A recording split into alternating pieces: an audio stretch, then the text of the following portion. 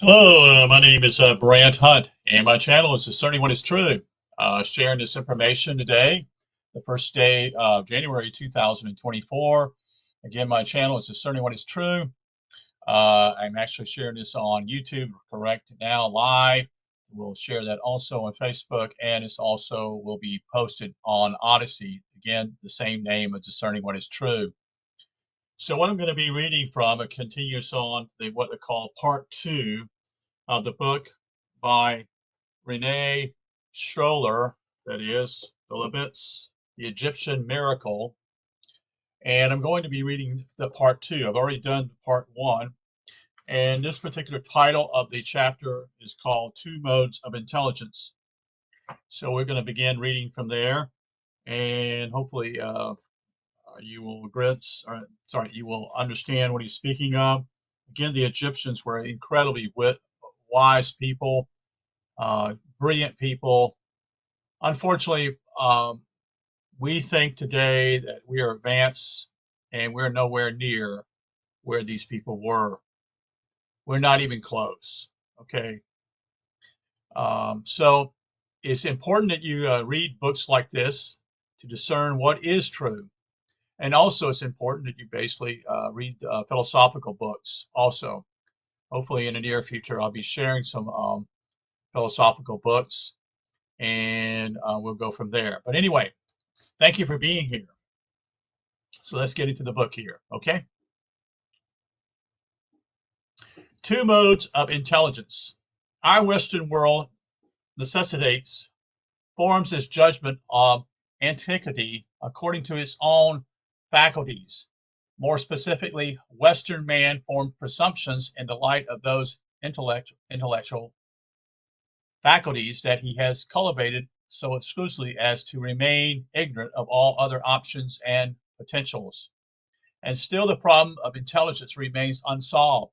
Besides cerebral intelligence, there exists a emotional intelligence that celebrants consider a independent phenomenon.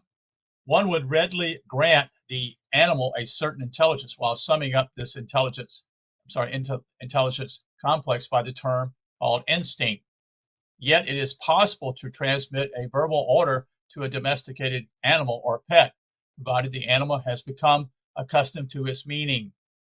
A specific sound or word means and is supposed to behave in a certain way. Observation shows, however, that the emotional sense of the animal perceives the person's emotional will without need for the person to express this with will in words. The animal understands a deeply felt intention, just as it may anticipate earthquakes and other cataclysms, or as it understands that its master is about to take a walk or a trip, or as it feels the imminence of death. Though transmission among human beings can be classified in the same category of intelligence, it suffices that a thought be experienced to the depth and emotions for this emotions to be transmittable to a person, what we call, or a crowd that is distance, moreover, ceases to play a part. There remains an emotional tie between a mother and her child, you see. The stela of the royal herald, that is Intel, bearer of the royal seal and sole companion of Thornius, Thothmes the third, made a lengthy enunciation of his qualities, notably stating, quote, lending his heart to hearken to the petitions of all plaintiffs, and of every man of truth, devout of deceit, of equitable heart, the genuine whose heart knows and is aware of thoughts, although nothing has come forth from his lips, speaking to the understanding intellect according to his heart. End quote. Our own thinking is always descriptive. It could be defined as visual. It is usually impossible for us to think anything whatsoever without having the thought represented as image or in written form. Without such formulation, mute or express without a image or descriptive expression, no thinking exists. The mental is constrictive and it contracts into image whatever we feel or as certain. The mental substance tends towards the center, towards the definition of that which fixes. It is centripetal. Centripetal. Emotion, on the other hand, could be defined as audio. That is, it dilates the emotional sense, and not the emotion itself, which is a resultant, is a radiating substance. Emotion results from the effect of the emotive and dilating intelligence on the constrictive solar plexus in the human being. It is an intermediate reaction with thought, and it affords the possibility of a mental interpretation. In the animal, the emotional center connects directly with the active and regulatory center of the central nervous system. Knowledge of this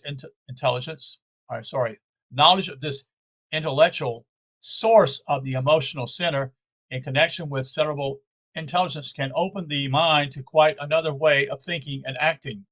Direct knowledge is no longer excluded, a knowledge without any physical or descriptive intermediacy. Here is the seat of intuition, and this faculty can be cultivated to the point of allowing between duly prepared individuals the communication of thought without any exterior sign.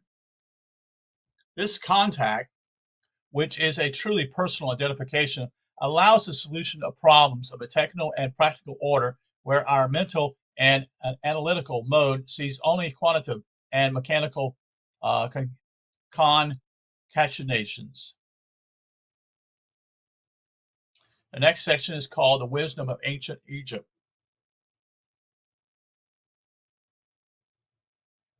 A pejorative prejudice has hitherto been manifested in certain circles concerning the event of knowledge that obtained in pharaonic Egypt. For us, it is not a question of opposing this attitude with a favorable prejudice, but one of looking at the facts as they are, as far as this is possible in our day and age. In the religious domain, it must above all be recognized that a segment of the population not privy to profound symbolic meaning, which is difficult of access, to say the least, will easily construe a theology illuminated by symbolic myth as idolatrous in character. This is a valid reason for maintaining the historical character of Christianity. The reason that occupies us here is specifically oriented in an esoteric direction, the sense of the temple. It must not be debased by generalities that might imply a wisdom for the people. The masses have their gods, their fears, their superstitions, and their hopes, and their sorcery. End quote. There are a basic and a reason for the accusation of idolatry that the people of Moses leveled at the pharaonic at the same time. However, it shows the unfairness of deliberately professing ignorance of the knowledge entrusted to the temple. It sheds light, furthermore, on the meaning of the religious predication that Moses transmitted to his people, a form of abstract puissance, accessible to all, a God of justice and vengeance.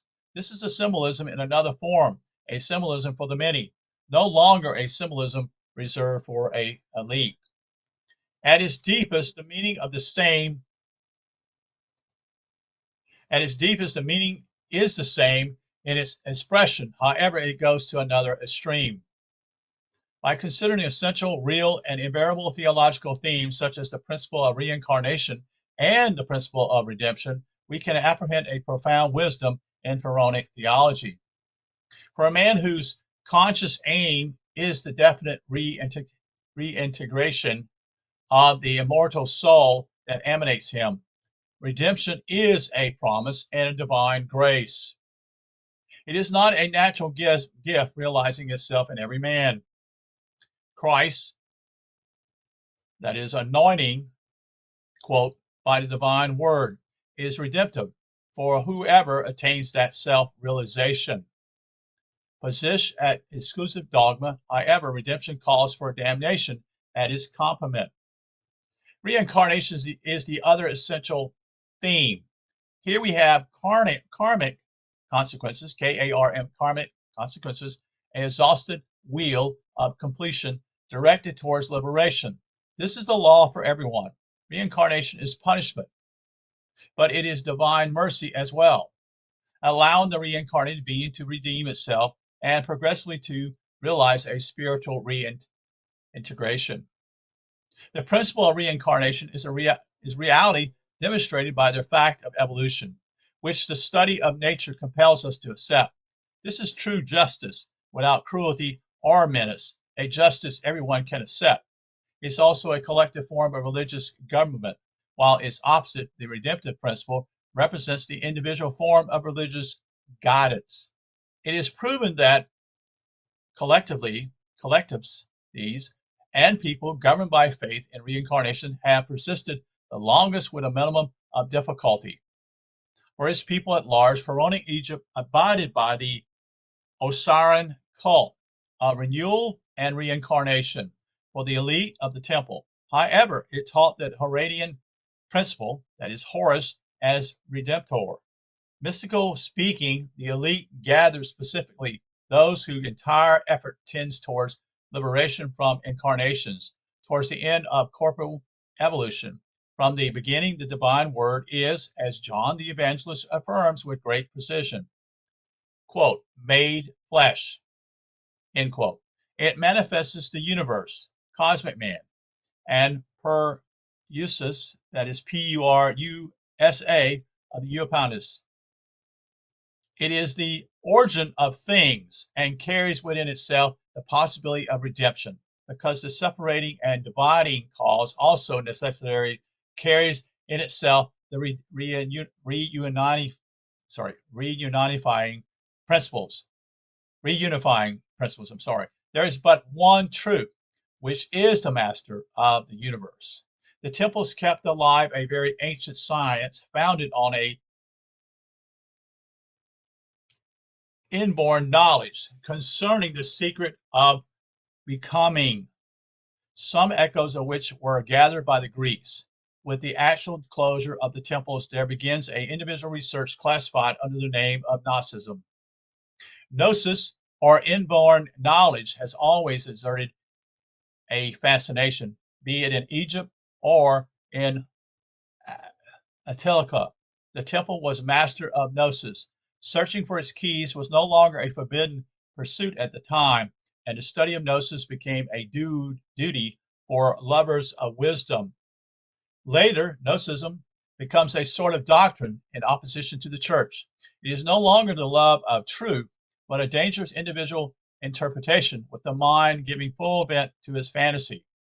Considering man's natural pride and his basic vanity, such endeavors inevitably tend towards atheism in order to be satisfied with the clear and simple revelation offered by the Christi passion. The intuition of its esotericism seems to be a prerequisite.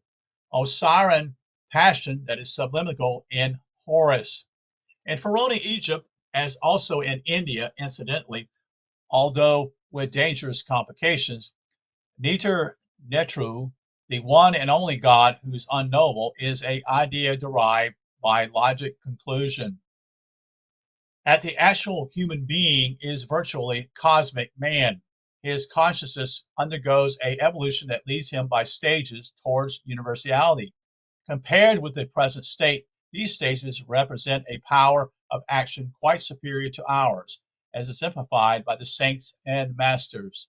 And as there is a evolution that can be ascertained in the lower stages, there is logical also a final stage of ultimate perfection.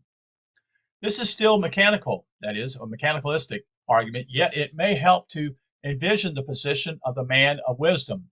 Wisdom is indispensable here as to perfectioning of consciousness demands the knowledge of a quantitative extension that has no common measure with the reasoning mind. In Pharaonic Egypt, the king symbolized the actual human perfection in the cycle in which he operates. As such, he may at times be designated as Neter, Neter, but he is neither a god nor a neter in the sense of principle of nature.